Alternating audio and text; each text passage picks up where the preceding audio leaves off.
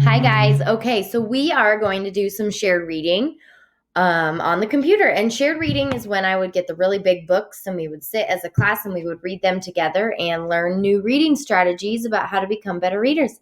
Okay, so today we're going to start a book about the Arctic. And I chose this book because we're starting our big unit on animals. And I think this is a good way to learn about animals and become better readers. So I want you to think in your brain, when you think of the Arctic, what do you think of? Think about the animals you might see, plants, maybe are there people? What's the weather like? I want you to close your eyes and think for a minute, what is it like in the Arctic? Okay, so now that you've had some time in your brains to think about what the Arctic might look like, I want you to go ahead and look at the cover of this book. It is titled Arctic Life. I see a lot of snow, I see a lot of water and ice, and I see polar bears. Is that what you pictured? Let me show you a map of the world. Okay, so we've looked at a map a lot of times in first grade, and we have talked a lot about the equator. Do you guys remember? We talked about the equator, which is right in the middle of the world, and it is hot. That's the hottest spot, right? And the further away you get from the equator, the colder it gets. Okay, this line right here is called the Arctic Circle. And anything on this line or above it is considered part of the Arctic Circle, and it is cold.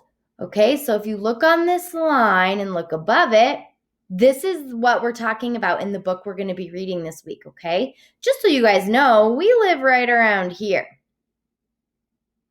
So the Arctic Circle is a lot further north than where we live.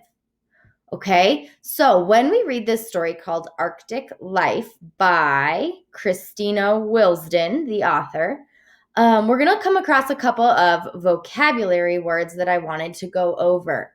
Okay, so let me put this.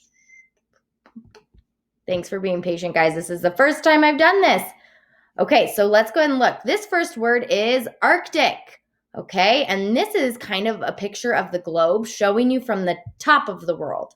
Okay, Arctic is the area around the North Pole, including the Arctic Ocean. All right, another word we're going to come across is dog sled. And a dog sled is a sled pulled by dogs over snow and ice. And we're going to learn about these, you guys. They actually exist. Fur, the hair that covers the body of most mammals. You guys watched a video about mammals last week before spring break, so you should know what a mammal is. Okay, fuzz are soft, small hairs, which is different than fur. They're small and soft.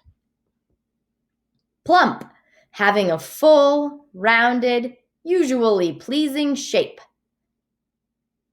Look at this. So this guy, I would use that as a word to describe him. He is plump. Okay, so we're going to go ahead and read it today, and then tomorrow we'll go back and dig a little bit deeper, all right?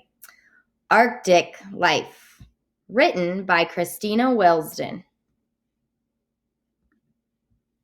Arctic Life. At the top of the world is the Arctic, a place of ice and snow, of white hares and polar bears. It is cold most of the year, yet plants, animals, and people survive there. How do Arctic plants survive? Some plants grow low.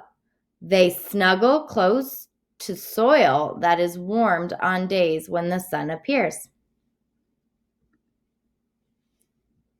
Some plants grow fuzz. The fuzz protects their stems and leaves from cold, dry winds. Some plants grow fast.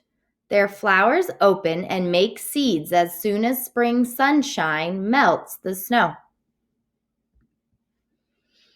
How do Arctic animals survive? Some animals grow fuzz. A bumblebee's fuzz is like a coat that keeps it warm. Some animals grow fur. An Arctic fox's thick fur gets even thicker in winter. Its furry feet act like fluffy snowshoes. Some animals grow fat. A polar bear eats plump seals to get fat. A fat bear can live for weeks without eating. Snowy white fur helps the bear hide as it sneaks up on seals. Some animals grow feathers. A ptarmigan's legs and feet are fluffy with feathers that keep it warm and help it walk on snow. Some animals turn white. An Arctic hare is gray in summer and white in winter. Being snowy white helps it hide from owls and foxes. Cool. How do Arctic people survive? Some people wear warm boots and coats of caribou skin. They hunt whales and other animals for food. Many Arctic people also buy food in stores. They buy warm clothes there too. Some people travel by dog sled, but most drive snowmobiles. Plants, animals, and people have lived in the Arctic for thousands of years. They are right at home in the land of ice and snow. And that is the end. All right, so we will learn more about this book tomorrow. Good job, guys.